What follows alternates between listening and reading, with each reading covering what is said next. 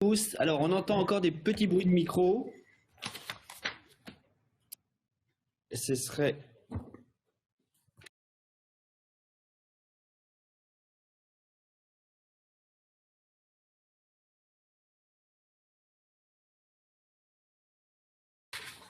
Oui. Alors, on a Monsieur le Gouverneur qui vient de nous rejoindre. Je pense qu'on est au complet. 30 participants. Merci.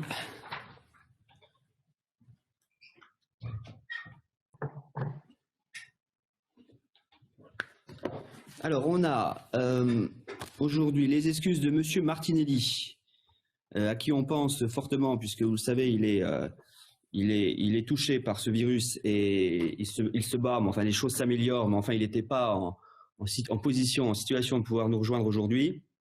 Il a donné pouvoir à Marie-Claude Lavocat, Madame Ravenel qui a donné aussi pouvoir à Monsieur Noireau. On lui souhaite aussi un bon rétablissement, à Madame Ravenel, et puis Véronique Michel qui nous rejoindra cet après-midi. Voilà. Alors, écoutez, on va déjà, si vous voulez bien, dans les conditions que vous connaissez, hein, puisque nous l'avions déjà organisé à l'issue du premier confinement, suivre cette séance, animer cette séance à distance. Ça fonctionne bien. Sachez que vous êtes bien sûr, que c'est public, que Léo Marnet nous regarde, que la presse est présente, et que dès que vous prenez la parole, on vous voit en fait, on vous voit en direct. Voilà. Donc comme on dirait, vous êtes donc tous filmés. Alors, je vais faire l'appel. Michel André. Présent. Rachel Blanc. Présente. Lavoie. Céline Brasseur. Présente. Ça permet de faire un test micro. Voilà. Madame Cardinal. Présente. Madame Colombo. Présente. Monsieur Convolte. Présent. Monsieur Feuillet. Présent. Madame Fischer-Patria. Présente. Monsieur Fournier. Monsieur Fournier.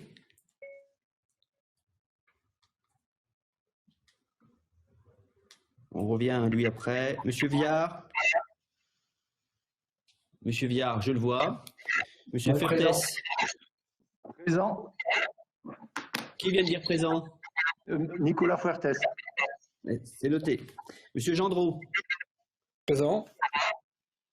Monsieur Gouverneur. Présent. Monsieur Gros-Lambert. Présent. Monsieur Ispar. Présent. Madame Di Tullio. Présente. Monsieur Calal. Présent. Madame Lavocat. Présente. Madame Leduc. Présente. Madame Laurence Robert de Haut. Présente. Madame Marchand. Présente. Madame Nedelec. Présente. Monsieur Noireau. Présent. Monsieur Olivier. Présent. Madame Pazur-Vigneron. Présente. Monsieur Rabier. Présent. Madame Elisabeth Robert de Haut. Présente. Madame Rossigneux. Présente. Madame Cholameur. Présente. Et Monsieur Thiriot. Présent. Je rappelle Monsieur Fournier. Bon, je pense qu'il va nous rejoindre. C'est un problème technique. Bien, écoutez, je vais donc introduire cette séance et je vais donc vous faire part de quelques réflexions. Cette séance est pour moi l'occasion de rendre hommage une nouvelle fois aux soignants, aux ambulanciers, aux sapeurs-pompiers, aux aides à domicile, au personnel des EHPAD et des EHPA qui luttent quotidiennement contre le Covid. Certains diront une nouvelle fois, mais je crois qu'il est important de le rappeler lors de cette plénière, mais aussi à toutes nos occasions. Ce virus tue partout et il ne se préoccupe pas de notre situation sociale ou géographique. Merci à toutes celles et à tous ceux qui sont en première ligne. Comme je vous le disais, nous revenons avec un système qui nous a permis malgré tout de travailler en mai et en juin dernier. Il ne peut nous satisfaire évidemment, et cela pour au moins 2 raisons. La première, c'est que l'intérêt de ces réunions réside dans nos capacités à dialoguer, échanger, rebondir. Malgré la qualité de la technologie, la visioconférence nous fait perdre un peu de cette spontanéité. Ensuite et surtout, cela nous renvoie à la situation sanitaire que nous traversons, que traverse notre pays et plus généralement l'Europe ces dernières semaines. Ce second confinement, même s'il est plus léger que le précédent, nous a renvoyé l'image d'une société fragile, économiquement et socialement. Plus grave peut-être encore, cette crise, au lieu de nous unir, nous divise. Je veux le dire avec une certaine gravité. Peu importe ce qu'on peut penser du gouvernement ou de ses décisions, il n'y a pas de solution parfaite. Chacune des stratégies que nous entendons a des failles. Il est illusoire pour qui que ce soit de penser qu'il ferait mieux, il ferait différemment. Nous devons faire preuve de résilience. Cette crise nous rappelle que nous pouvons beaucoup, mais il faut avoir l'humilité de le reconnaître. Pour autant, cela doit nous obliger à être inventifs, à multiplier les initiatives pour aider celles et ceux qui en ont besoin. C'est ce que nous avons fait au printemps, en dotant tous ceux qui manquaient de matériel de protection. C'est ce que nous avons fait en dotant un masque réutilisable à tous les Haut-Marnais. C'est ce que nous faisons depuis mardi dernier en mettant en place, en lien avec la préfecture et l'ARS, la plateforme d'entraide en faveur des EHPAD, des établissements de services non médicalisés. J'ai fait comme vous de nombreux déplacements dans ces établissements. À chaque fois, on me présentait les choses de façon très positive. La réalité, vous le savez, est tout autre. Il ne s'agit pas de dire ici que nous allons stopper la mort. Nous en serions bien incapables. Mais ce que j'ai entendu la semaine dernière à Arc-en-Barrois, d'une équipe courageuse, mais à bout, n'est pas supportable. Des résidents meurent, cette équipe le sait. Mais ce qui met la boule au ventre de ces femmes et de ces hommes, ce n'est pas que les résidents meurent de la Covid, mais parce que leur prise en charge n'est pas suffisante, par renoncement en se laissant aller, le fameux glissement a fait et fera encore beaucoup de victimes. C'est insupportable. Pour lutter, chacun peut faire quelque chose, mais il nous fallait organiser les choses pour qu'en face des offres de bénévolat, il y ait des besoins précis des établissements. Maintenant, cette plateforme est en ordre de marche, un numéro, un mail, qu'on soit soignant ou non, on peut jouer un rôle pour tenir une tablette, faire la conversation, aider au repas ou prendre une collation. Je suis certain que la solidarité des Haut-Marnais, même pour quelques heures, seront au rendez-vous. Et ce matin, je voudrais à nouveau lancer un appel à tous les Haut-Marnais. Cette solidarité pour nos personnes âgées et celles et ceux qui s'en occupent, nous l'avons exprimée à de nombreuses reprises ici au Conseil départemental depuis le début de la crise, notamment auprès des aidants à domicile avec l'attribution de la prime Covid, et elle est désormais perçue par tous ces personnels qui nous remercient pour cette aide forfaitaire et pas en fonction des heures réalisées. Je rappelle que nous avons versé 500 € à plus de 773 aidants. Vous l'aurez compris dans ce préambule, le ton de cette séance sera résolument offensif, plus que jamais. Les départements ont un rôle à jouer, plus que jamais ils sont attendus et nous devons être à la hauteur des attentes. Mais parce que nous sommes partenaires, contributeurs de nombreuses actions politiques, nous devons aussi avoir des exigences. C'est dans ce contexte que nous accueillons ce matin Damien Thiriot en remplaçant de Bruno Sido, qui m'a adressé sa démission fin septembre. Damien Thiriot est maire de Lézéville depuis 2014, vice-président de la communauté de communes du bassin de Joinville en Champagne, en charge notamment des finances. Il est cadre à l'ONF et saura nous apporter son expertise et sa connaissance des dossiers de son territoire. Il remplacera Bruno Sido en 3e commission, mais je le laisserai tout à l'heure, lors de son installation, nous dire quelques mots.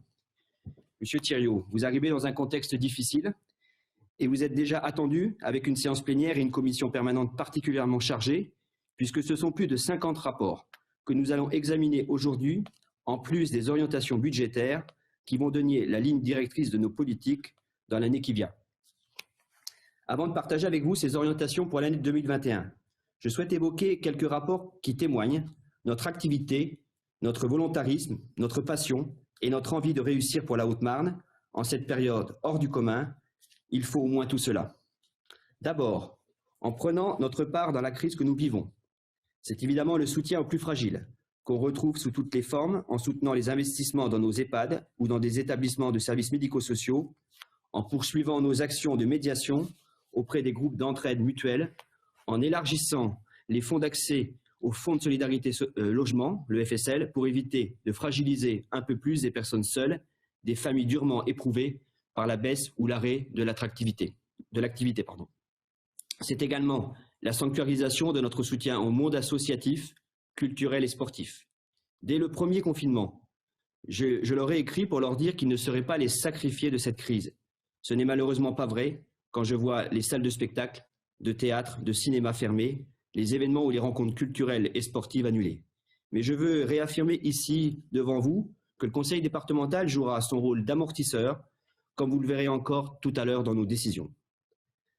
C'est enfin notre participation au fonds résistance, mis en place par la région, que nous soutenons avec la Banque des territoires et les intercommunalités. Beaucoup ont été sceptiques et auraient préféré des avances remboursables en soutien direct. Mais en matière économique, vous le savez, le mieux est l'ennemi du bien, et nous avons commencé par faire ce qui était possible. 54 dossiers ont bénéficié d'une avance du fonds résistance pour un total actualisé de 696 214, soit 48,65% de l'enveloppe. Cela est possible grâce à une communication efficace et une mobilisation de tous que je veux saluer. Ce ne sont pas des paroles en l'air, il faut le dire, et c'est vrai.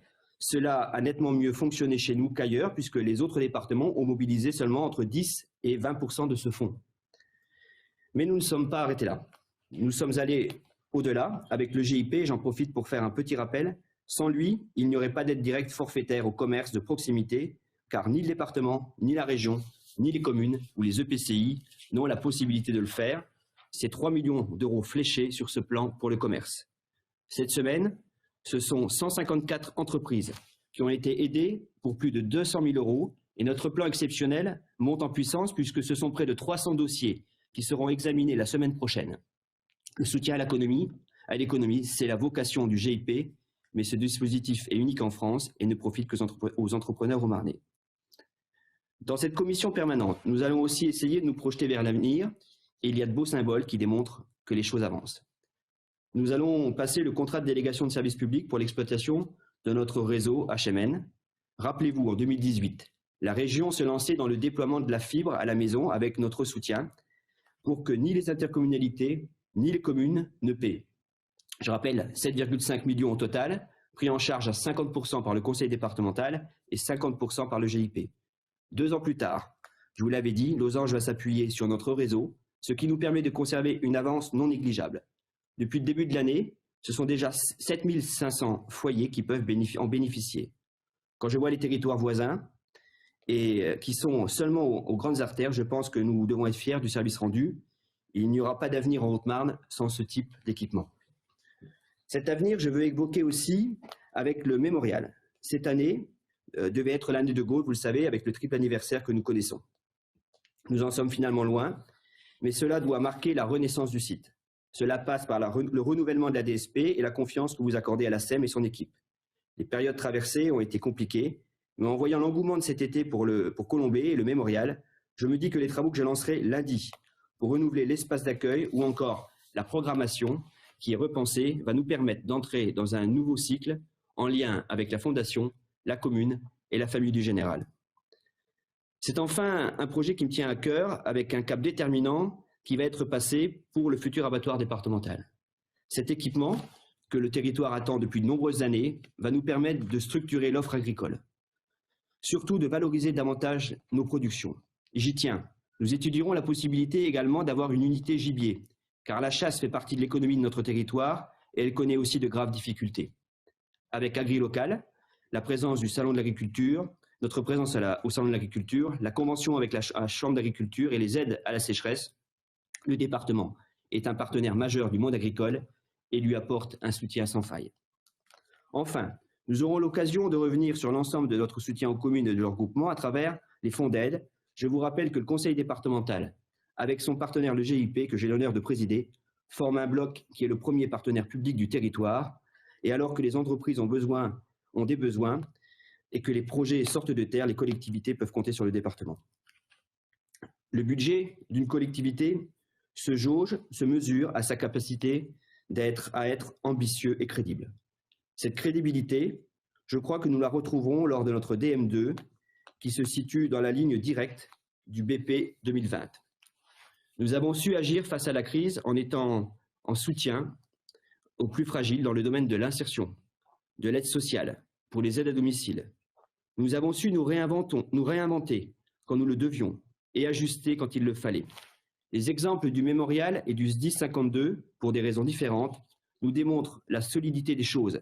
Nous sommes capables de faire face à ce type d'imprévu. On a souvent reproché au conseil départemental qu'il manquait d'ambition pour son territoire.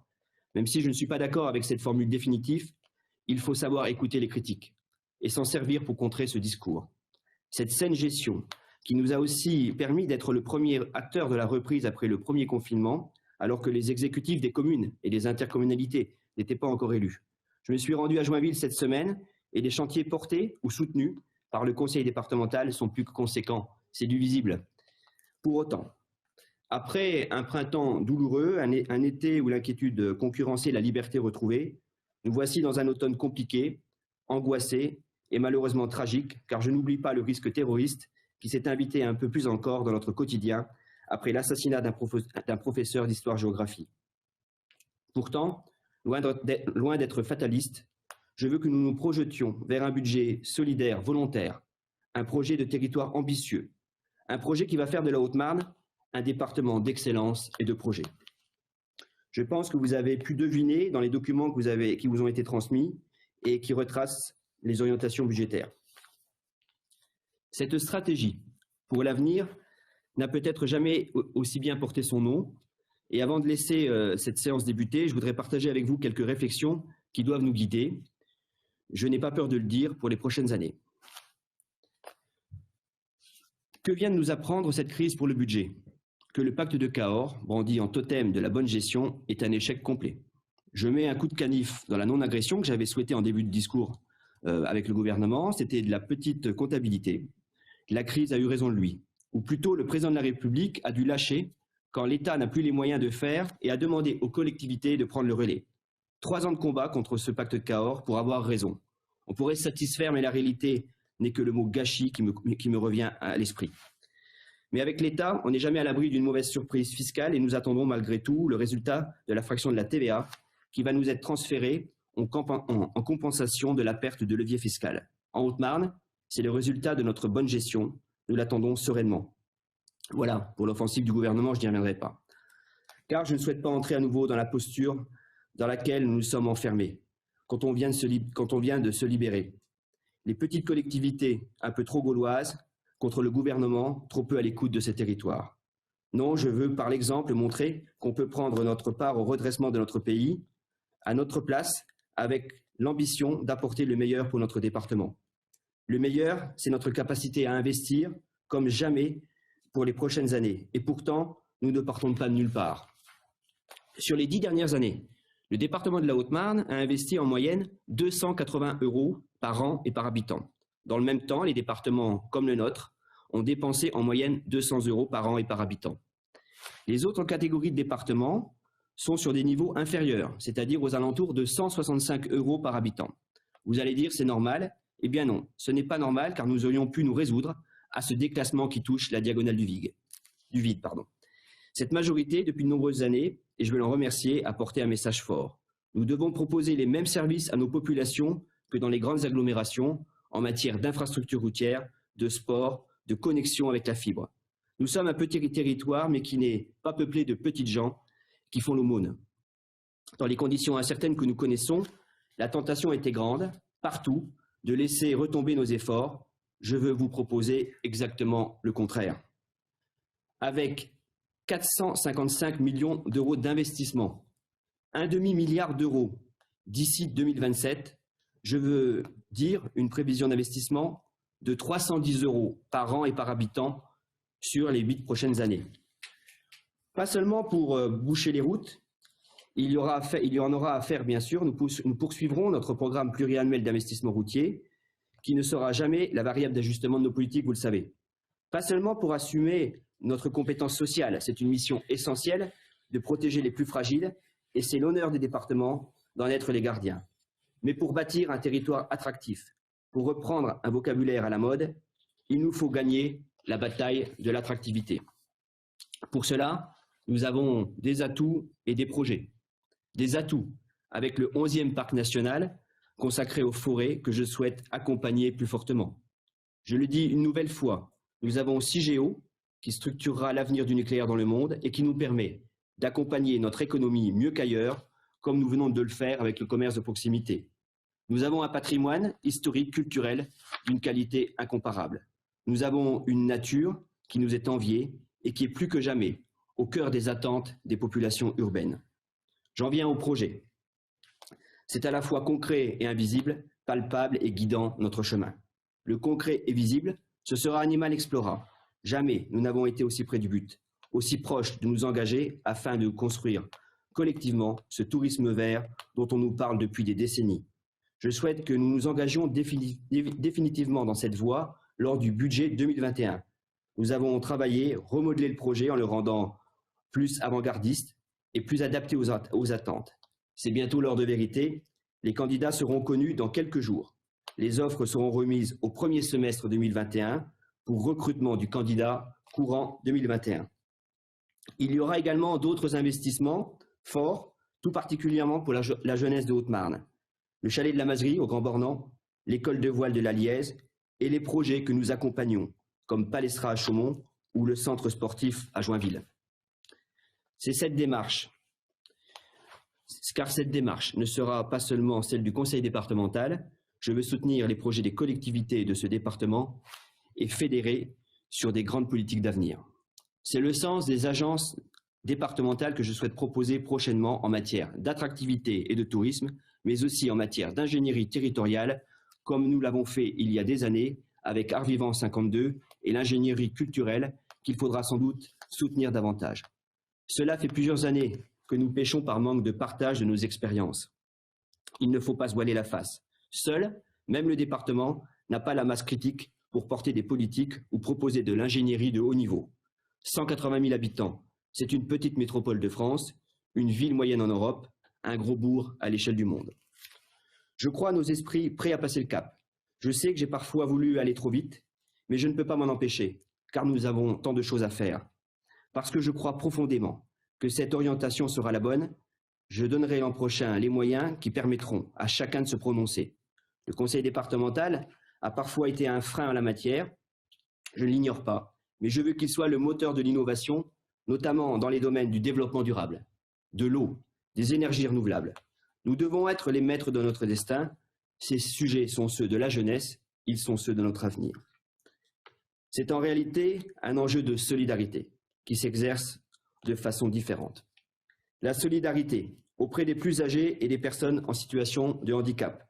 Nous présenterons d'ailleurs en décembre les réflexions de notre schéma de l'autonomie qui va guider notre action pendant les prochaines années. La solidarité auprès du monde associatif, culturel et sportif, qui a été durement éprouvé et qui le sera encore. Cela a été un choix fort de maintenir le niveau de subvention cette année. Cela en sera encore un de le poursuivre l'année prochaine. Le monde bénévole ne sera pas oublié par le conseil départemental. La solidarité, en assumant pleinement notre mission d'insertion.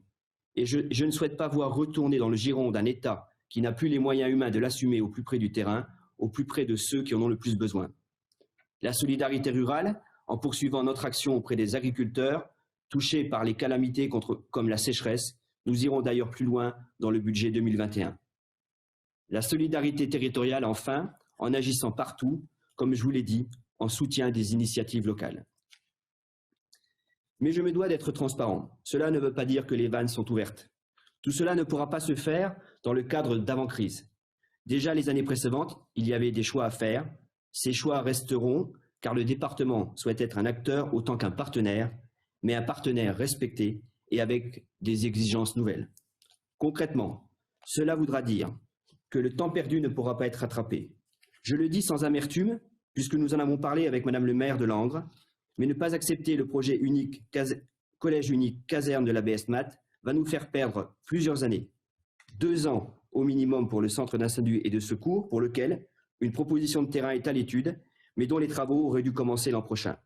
Plusieurs autres pour le collège, en attendant que les planètes État, région, département, EPCI, ville ne s'alignent à nouveau. Chacun devra prendre sa part de responsabilité. Pour finir, je vais vous parler de ma satisfaction. celle de présider cette maison, qui a fait preuve d'une grande solidité pendant cette année si difficile. Nos agents se sont adaptés à tout, non sans mal. Il a fallu revenir sur des habitudes, se lancer dans l'inconnu du télétravail. Aujourd'hui, ce sont près de 240 agents qui travaillent sous cette forme, mais ils l'ont fait en ayant à cœur d'apporter le service aux Haut-Marnais, de remplir leur mission, et je veux sincèrement, et j'en suis sûr en votre nom, les remercier. Nous vivons une période hors du commun, vous le savez. C'est souvent quand l'histoire leur en a fait traverser que les femmes et les hommes se révèlent. Je ne me lancerai pas dans des comparaisons de générations. Est-ce plus dur d'avoir 20 ans aujourd'hui, en 1914, en 1940? Je crois que tout cela n'est fait que pour monter les générations les unes contre les autres. Au contraire, nous devons chercher ce qui nous unit avant ce qui nous divise. Voilà la nouvelle donne que je vous propose. Comme je l'ai écrit récemment, pour faire face, il faut prendre conscience, que dis-je, avoir la certitude que notre voisin est un marin qui est dans le même bateau que nous, pas un passager clandestin. Je vous remercie pour votre attention et j'ouvre immédiatement la séance. Qui veut s'exprimer?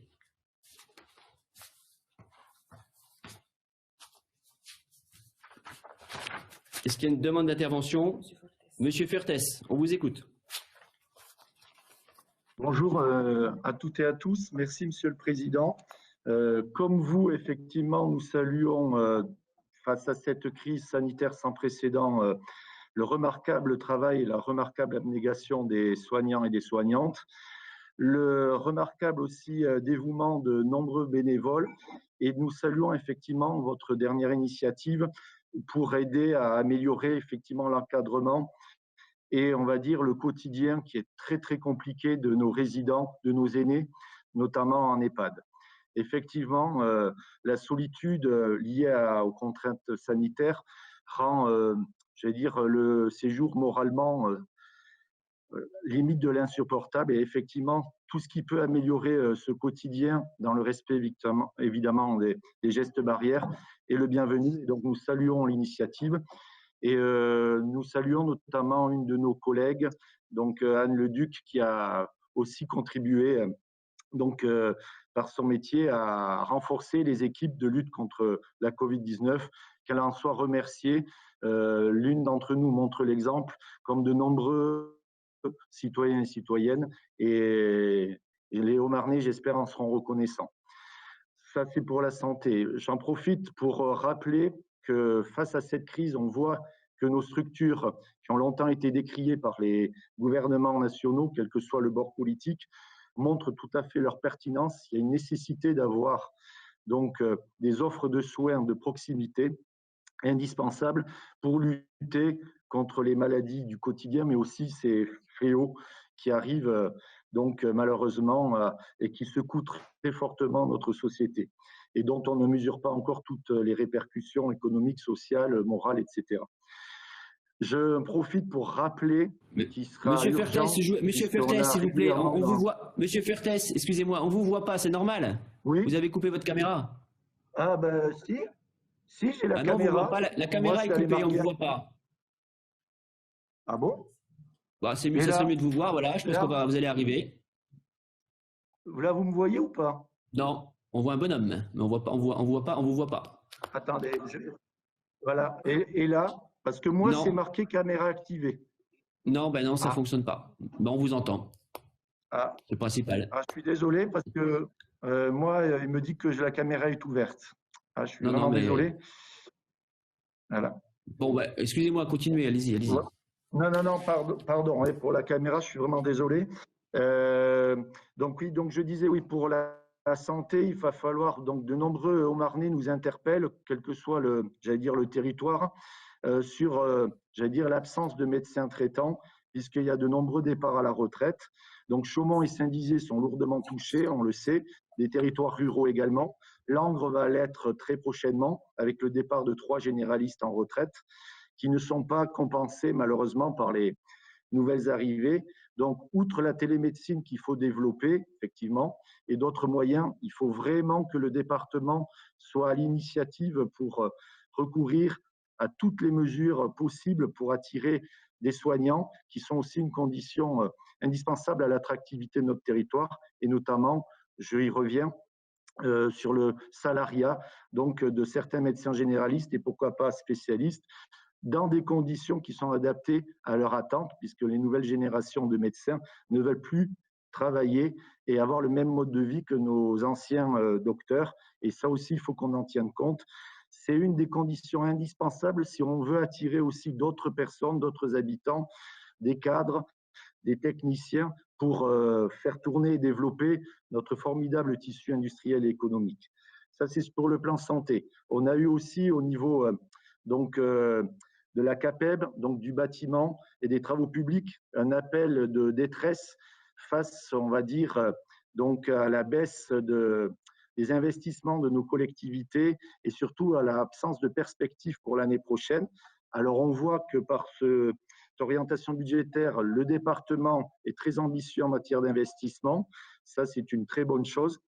Mais il va falloir, je pense qu'on le soit aussi vis-à-vis des collectivités territoriales qui ne sont plus en capacité d'honorer tous les projets dont elles voudraient, que ce soit des communes rurales, les bourgs-centres, les villes ou les EPCI. Il va falloir, je pense, pas rester sur une stabilisation, même si on avait augmenté, j'allais dire, l'aide à nos collectivités ces dernières années par rapport aux années précédentes. Mais sur les 7 ans à venir, il va falloir, je pense, qu'on essaye de trouver des solutions pour aider et renforcer cette aide aux communes, bourgs-centres, villes et EPCI.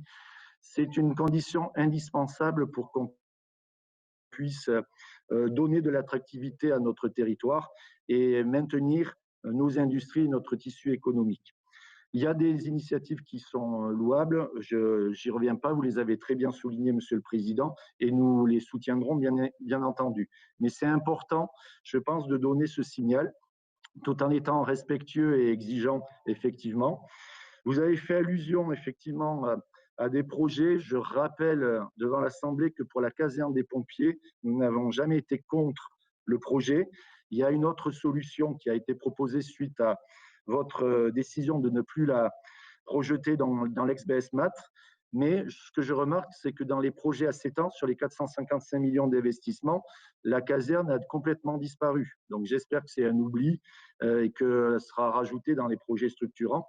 Parce que nos pompiers, notamment, donc on est une des 3 casernes où on a des pompiers professionnels, méritent d'avoir des meilleures conditions parce qu'ils nous rendent, je rappelle que c'est un des derniers services publics qui est présent sur tout le territoire, et donc nos sapeurs-pompiers méritent, j'allais dire, d'avoir des conditions, j'allais dire, donc des conditions dignes de ce nom.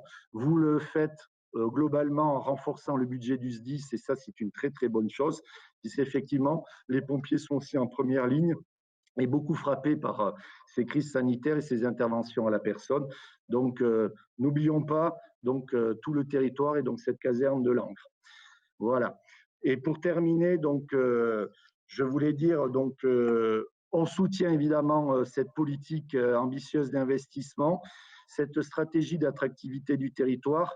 Je vous ai entendu, j'en suis très satisfait sur aussi le développement économique qui passe par la valorisation du territoire sur le plan patrimonial, touristique, en lien aussi avec le parc national. C'est vrai qu'Animal Explora sera un gros projet d'avenir qui, j'espère, permettra de booster le tourisme vert sur notre territoire et faire de notre territoire une destination, je vais dire, connue et reconnue des Franciliens et d'autres touristes.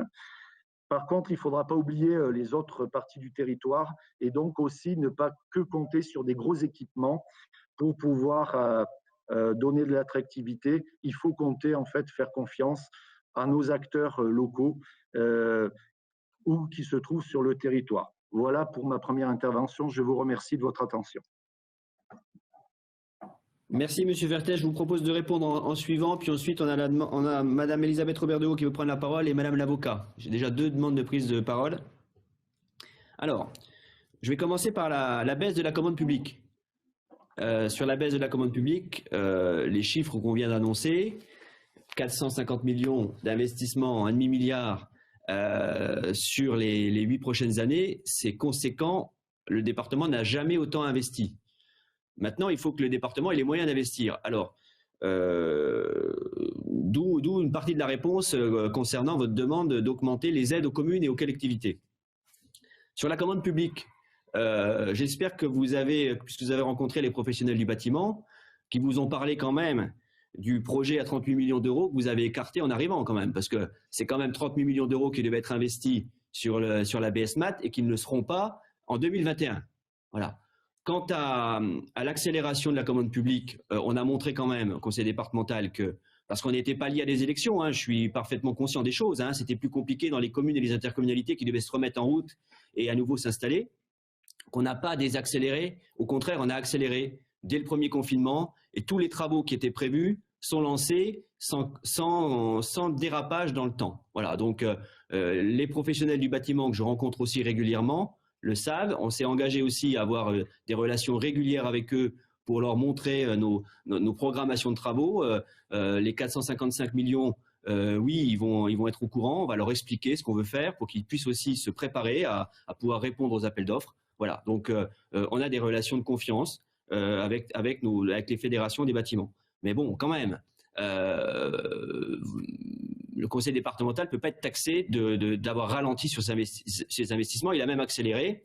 Et vous, élu Langrois, vous avez pris quand même la responsabilité de stopper un projet qui devait démarrer demain à hauteur de 38 millions d'euros sur votre territoire. Bon.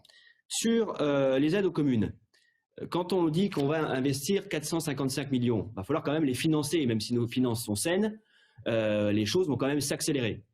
Donc je vous le dis, on n'augmentera pas notre participation envers les collectivités parce qu'on a déjà largement augmenté notre intervention.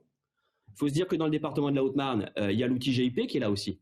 Et l'outil GIP d'ailleurs qui a élargi son cercle d'intervention pendant la crise pour que des collectivités qui n'étaient pas éligibles avant la crise le soient aujourd'hui. Donc ça permet aussi d'entrer dans ce plan de relance voulu par le gouvernement. Mais on ne pourra pas ouvrir les vannes, je vous l'ai dit. On ne peut pas lancer des grands projets qui sont les projets du conseil départemental et aider encore plus les autres. Je l'ai toujours dit, hein, moi je voyais quoi autour de moi? Je voyais l'école de voile de la Liesse qui était en train de tomber en lambeaux et personne ne s'en occupait. Je découvre quand même des équipements qui ont besoin d'être rénovés, réhabilités, reconstruits. Et ça, c'est notre priorité. Avant d'aider les autres, il faut peut-être déjà qu'on s'occupe de nos propres équipements structurants et puis de nos nouveaux projets. Je le redis quand même, Animal Explora, vous en avez parlé, et bien d'autres projets. Maintenant, on est quand même partenaire de tous les grands projets des collectivités. Mais je crois que regardez un peu ce qui se fait dans les autres départements. Je pense qu'on est vraiment un partenaire crédible, sérieux et assez généreux avec l'ensemble des collectivités. Mais il arrive un moment, il faut aussi, si on fait des choix ici, il faut pouvoir financer les grands projets qu'on vous a présentés. Sur la caserne des pompiers, effectivement, j'ai bien compris, donc on n'insiste pas, il n'y aura pas de projet sur le site de la BSMAT.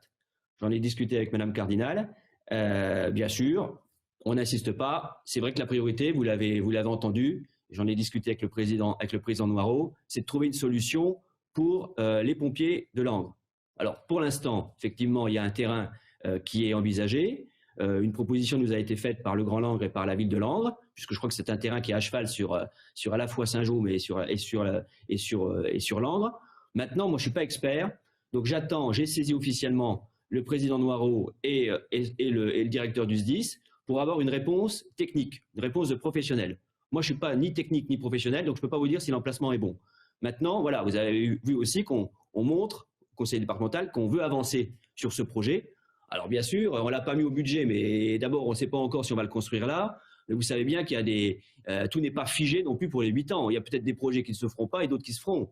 Donc voilà, il ne faut pas d'inquiétude sur le fait que ça ne soit pas fléché. Sachez qu'il y a une vraie volonté, pour en avoir discuté cette semaine avec l'ensemble de la majorité, il y a une vraie volonté de trouver une solution pour les pompiers à Langres. Et donc, plus vite on pourra le faire, mieux ça sera. Mais il faut quand même qu'on s'assure que le terrain en question soit le bon terrain. Voilà. Et puis que bien positionné. Enfin, vous voyez, il y a plein de problématiques que les pompiers pourront nous exprimer sur cette question. Je reviens sur les médecins. Bien sûr, il y a une difficulté sur les médecins. Sur le salariat des médecins, c'est un sujet qu'on parle régulièrement. C'est une des solutions, comme la télémédecine et comme le reste, parce que regardez un peu ce qui fonctionne sur les territoires. Je prends toujours maintenant 2 exemples. Avant, je prenais uniquement l'exemple de Faille Bio, qui est quand même un exemple où il n'y a pas de médecins salariés et où ça fonctionne parfaitement parce qu'il y a une équipe de médecins et une équipe de professionnels de santé qui ont su attirer d'autres professionnels de santé. Et il y a une vraie dynamique de groupe et ça fonctionne bien. Et puis maintenant, il y a une autre référence qui est chez moi, celle d'Andelot, où il y a 4 médecins, où on attend un 5e médecin, alors que tout autour, j'allais dire, ça ne fonctionne pas. Pourquoi ça fonctionne à Andelot? C'est parce que ce sont des médecins qui sont allés chercher des médecins. Ce sont des médecins qui ont pris des internes et c'est un groupe de jeunes médecins qui a attiré un groupe de jeunes médecins. Voilà, ça, on n'a pas la main là-dessus, mais la dynamique de médecins, elle est là et ça coûte pas cher pour le département. Alors après, sur le salariat, bien sûr, et Madame Blanc pourra s'exprimer là-dessus. Je suis d'accord avec vous, Monsieur Fertès, on a pris du retard. On a pris du retard. J'avais demandé qu'on prenne des engagements pour le mois de juin. La crise a fait qu'on n'a pas pu se réunir, on n'a pas pu faire de déplacements, on n'a pas pu aller voir ce qui se faisait ailleurs. Sur le salariat, je suis pas fermé, mais quand je vois aujourd'hui la situation dans les EHPAD, vous voyez, j'ai une petite idée déjà. Je me dis que le salariat des médecins, on pourrait peut-être réfléchir à savoir où on le met en priorité. Est-ce que c'est dans les établissements dont on a quand même la responsabilité? Est-ce que c'est directement vers le libéral, vers les médecins de campagne, vers les médecins de ville? Je sais pas. Je sais pas. Il y a urgence, je suis d'accord avec vous. On connaît des départs de médecins à Chaumont, à Langres, sur l'ensemble du territoire, à Saint-Dizier, bien sûr. Voilà, donc sachez que la commission va être relancée. Maintenant, en période de crise, on avait des choses à régler et on avait aussi des difficultés pour prendre. C'est vrai que cette question a été un petit peu mise entre parenthèses, même si elle n'est pas abandonnée du tout et qu'on pourra en discuter très souvent avec la première vice-présidente Rachel Blanc. C'est un sujet sur lequel on travaille et je me suis encore rendu sur le Cap Santé à Chaumont il y a 15 jours. Vous voyez, cette question de la santé, elle n'est pas abandonnée ici au Conseil départemental. Voilà, je crois que j'ai répondu à l'ensemble de vos premières questions. On aura l'occasion de rééchanger, bien sûr. Alors, j'ai la demande de Madame Elisabeth Robert-Dehaut, de Madame l'avocat, de Madame Lédélec, de Madame Blanc et de Madame Leduc. Alors, Madame Elisabeth Robert-Dehaut, vous avez la parole. Donc, je voulais rendre hommage au contenu de votre intervention et saluer également la conviction qui vous anime. Et je dois dire que je partage tout à fait ce projet pour notre département et je vous en remercie. Alors, je voudrais intervenir uniquement sur quelque chose qui devient pressant, qui est la campagne de vaccination des Haut-Marnais. Et je pense que ça serait bien que le conseil départemental soit pilote dans cette opération avec un ou plusieurs partenaires. Mais pour moi, même si le gouvernement va donner des précisions, c'est un sujet dont il faut que nous nous emparions au niveau départemental et notamment, donc, comme je viens de le dire, avec des partenaires qui ont des compétences et qui pourraient donc être réactifs de façon très, très rapide. Et j'ai une petite idée dont je vous parlerai.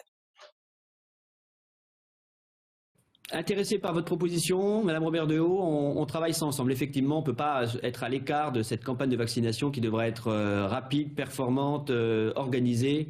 Et donc, on va regarder. On travaille là-dessus le plus rapidement possible avec vous. Si vous voulez, vous pilotez un peu les choses. Voilà. Je vous nomme responsable de cette question. Avec moi, bien sûr. Non, mais voilà, on va travailler évidemment rapidement là-dessus.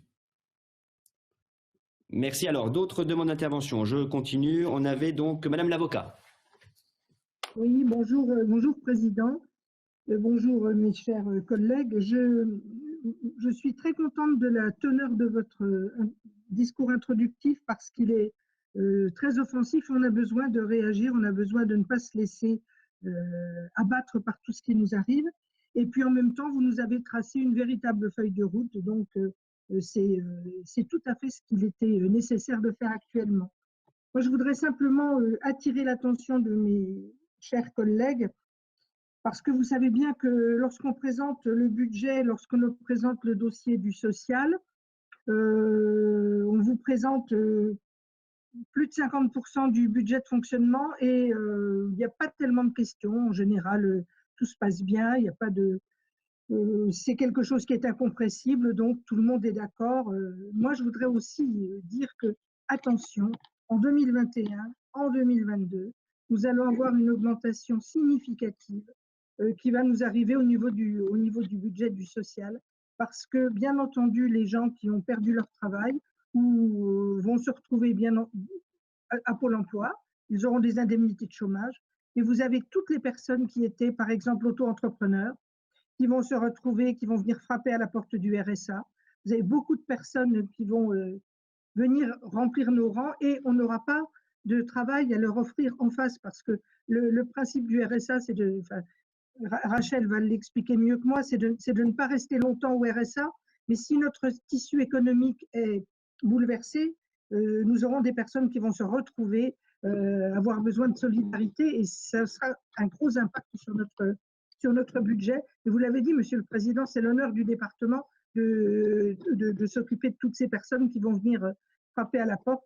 On aura aussi des besoins supplémentaires dans les EHPAD. On s'est bien rendu compte que le conseil départemental ne sert qu'à payer dans les EHPAD.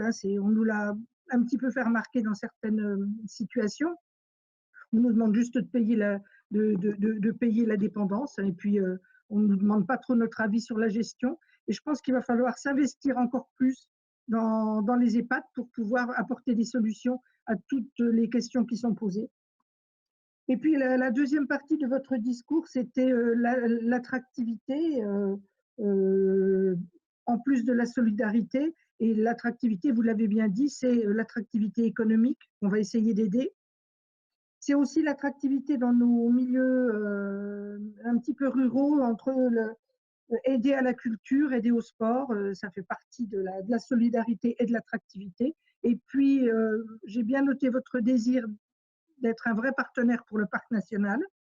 On va en avoir besoin pour aider les agriculteurs, par exemple, avoir des plans, des conventions. Et puis, bien entendu, en tant qu'habitante et maire de Châteauvillain, je ne peux qu'appuyer le fait du développement d'Animal Explora. Et je remercie mes collègues pour toute la confiance qu'ils nous ont témoignée à chaque fois qu'il a fallu s'engager. Je les remercie encore. Voilà, Monsieur le Président, c'est toutes les réflexions qui me sont venues à l'esprit aujourd'hui. Merci. Merci, Madame la Vice-présidente. Effectivement, vous avez souligné l'importance de la solidarité et de l'action sociale, qui est un budget qui est conséquent, puisque, comme je le disais à certains d'entre vous, hein, les premiers, les plus anciens du Conseil général ont connu des budgets d'action sociale aux alentours des 40% du budget de fonctionnement. Aujourd'hui, on approche on approche les 60%, puisqu'on est, vous le verrez tout à l'heure, on est, je crois, à 59%. Donc c'est conséquent. C'est pas mécanique, hein. On doit mener des politiques, on ne doit pas non plus subir toujours les décisions prises, on doit essayer des nouveaux dispositifs, et on va vivre, c'est vrai, une dégradation du climat social qui va bien sûr se répercuter sur nos budgets. Je rappelle quand même que on le voit déjà sur les chiffres du RSA, avec des allocataires du RSA qui ne sortent plus du dispositif. Et on avait de beaux espoirs. On était quand même, avant cette crise sanitaire, sur une stabilisation, voire à certains moments une légère baisse. Et ça nous permettait aussi de lancer des actions nouvelles, des expérimentations qui fonctionnaient ou qui fonctionnaient pas. Mais il y a toujours un peu de réussite, même dans un échec. Et voilà. Et donc ça, c'est pour l'instant, c'est un peu remis en question. Mais on va quand même continuer, parce qu'il ne faut pas qu'on soit paralysé par la dégradation de la situation. On va continuer à innover et essayer d'aller voir ce qui fonctionne ailleurs. Sur les EHPAD, vous l'avez dit, le discours il est assez simple. Effectivement, vous avez dit on est bon qu'à payer. Oui, bien souvent on avait cette impression-là. Mais là, vous voyez, en allant un peu discuter avec les autres présidents de département, certains présidents de département ne voient pas les choses comme ça et se sont fortement impliqués. Je le dis comme je ne l'ai pas fait lors du premier confinement, en disant c'est pas nous ce qui se passe dans les EHPAD. Bah si, c'est quand même un peu nous. Et je peux vous dire que les Hauts-Marnais font pas toujours la différence, et leur expliquer que c'est pas le conseil départemental et que c'est l'ARS, ça ils ne le comprennent pas. Ils ont bien compris qu'on était quand même un partenaire important sur la dépendance et sur l'hébergement dans les EHPAD. Donc on finance bien sûr les investissements, mais je veux qu'on soit vraiment plus impliqué dans les conseils d'administration, auprès aussi des familles qui nous font remonter des choses qui sont très sensées, je le dis.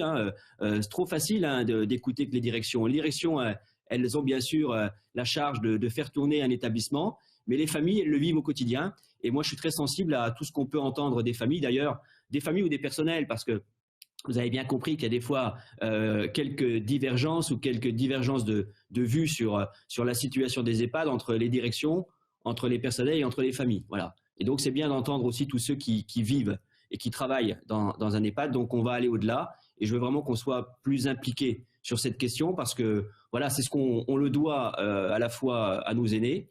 Et vous savez bien qu'en plus, dans les EHPAD, on y va de plus en plus tard avec des personnes de plus en plus dépendantes. On fait tout pour l'éviter parce qu'on met aussi les moyens auprès de toutes les associations d'aide à domicile et des prises en charge à domicile. Il arrive un moment où c'est plus possible. Et quand vous allez en EHPAD, c'est vrai qu'on voit que c'est plus tard, mais avec une dépendance plus importante. Et enfin, je termine là-dessus, mais on aura l'occasion d'en reparler. On connaissait la situation des EHPAD avant la crise. C'était déjà compliqué.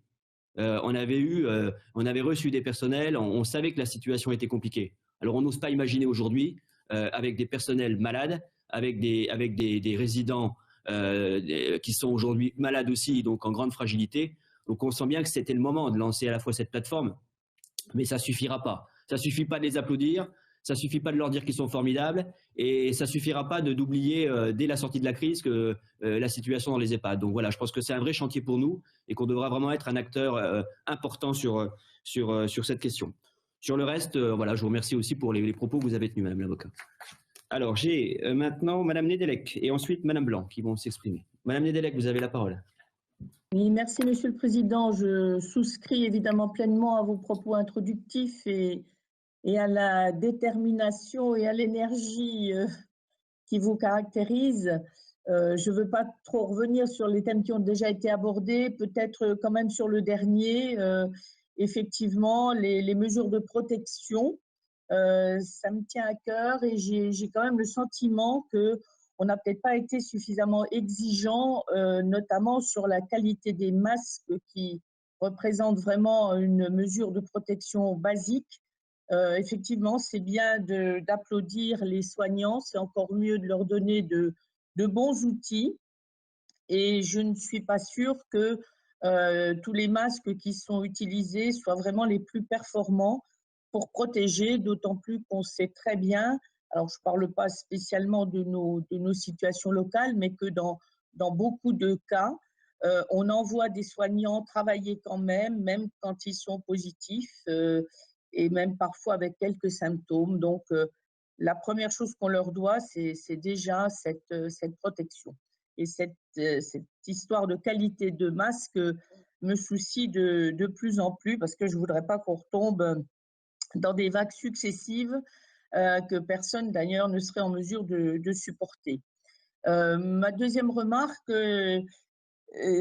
disons, elle porterait sur le plan de relance que nous avions anticipé grâce à vous, Monsieur le Président. Bien sûr, on a reçu, enfin moi j'ai reçu aussi en tant que présidente des maires les représentants du BTP et leur inquiétude, mais je dois dire qu'ici, que ce soit au niveau de la réforme de nos modalités d'aide aux collectivités locales qui ont quand même considérablement accru notre aide directe aux collectivités dans leurs projets, et puis au plan d'investissement que vous nous proposez, et au niveau annuel de nos investissements, on avait déjà ici, en quelque sorte, anticipé ce plan de relance qu'on nous présente aujourd'hui, je dirais pour peu qu'on nous laisse les coudées franches. Et ça m'amène à ma dernière réflexion sur le fait que beaucoup de dispositions, et là je pense évidemment à toutes les mesures qu'on nous a imposées ou qu'on nous impose encore, seraient beaucoup plus efficaces si elles étaient traitées au niveau local. C'est-à-dire si ce fameux concept de différenciation était vraiment appliqué dans le quotidien et dans la réalité. Et malheureusement, bon, cette crise que personne n'a souhaité évidemment, mais a montré quand même la pertinence du niveau local et notamment de deux niveaux qu'on a beaucoup décriés, c'est le niveau communal et le niveau départemental. ces deux niveaux-là ont été vraiment en première ligne et ont montré à la fois leur réactivité, leur efficacité dans la crise que nous sommes en train de traverser. Merci, Madame la Première Vice-Présidente. Alors, justement, ça me fait un pont. Vous parlez du plan de relance. Bien, vous avez entendu que l'État veut effectivement impliquer les collectivités dans le cadre d'un plan de relance. Ben, il veut surtout impliquer aussi les finances des collectivités. Vous avez bien compris que l'État ne peut pas faire tout seul et qu'il a déjà beaucoup dépensé et qu'il y a encore quand même quelques trésors dans les caisses des collectivités. Pas pour toutes, mais quelques-unes. Voilà. Alors, moi, ce que je vous propose, ça fait partie des annonces qu'on pourra aussi ressortir de cette journée. C'est, bien sûr, on va s'inscrire dans le plan de relance. On est en capacité avec ce qui vous est présenté dans le discours de ce matin, dans les orientations budgétaires, on est en capacité de présenter un plan de relance à Monsieur le Préfet dans les prochains jours. Alors, pourquoi plan de relance? Qui dit plan de relance dit comment on finance un plan de relance. Donc moi, j'attends aussi de l'État qui nous propose en face le financement du plan de relance. Parce que vous avez bien compris que dans les projets du conseil départemental, sachant qu'on a aussi quelques craintes sur le contrat de plan État-région qui serait suspendu, puisque c'est le plan de relance qui prendrait la priorité, et on peut le comprendre. Donc, mais que aussi dans le contrat de plan État-région, on avait quelques grands projets qui étaient préinscrits. Donc, pourquoi on va s'inscrire dans le plan de relance? Pour aller chercher le maximum d'accompagnement de l'État financier. Voilà, donc qui dit plan de relance dit accompagnement. Donc voilà, donc on sera en capacité dans les prochains jours de présenter un document très complet sur déjà les grandes orientations et les presque le demi-milliard d'investissements qu'on peut commencer en grande partie dès l'année prochaine, voire dans les 2 ans. Bien sûr, c'est sur 8 ans. Et puis, il faudra que l'État nous dise vite à quelle hauteur il nous accompagne sur ce plan de relance. Parce que j'imagine que les autres collectivités, les communes et les intercommunalités attendent aussi la même chose. Plan de relance, oui, mais avec comme partenaire principal l'État. Voilà. Donc, voilà. Donc on vous fera passer rapidement ce document. Mais il n'y aura pas de surprise dans ce qu'il y a dedans, puisqu'on ne va pas inventer des projets, puisque d'abord, ça ne s'invente pas des projets, puis vous avez bien compris que les projets, ça se travaille, et que pour sortir un grand projet ou un gros projet, il y a beaucoup de travail avant qui ne se voit pas, et c'est souvent, quand on n'a plus qu'à commencer les travaux, il y a déjà eu beaucoup de réflexions, d'études, voilà. Donc, nous, il y a beaucoup de dossiers qui sont prêts, et qu'on va pouvoir inscrire dans le plan de relance dans les tout prochains jours. Voilà, donc il y avait d'autres demandes d'intervention, Madame Blanc puis Madame Leduc.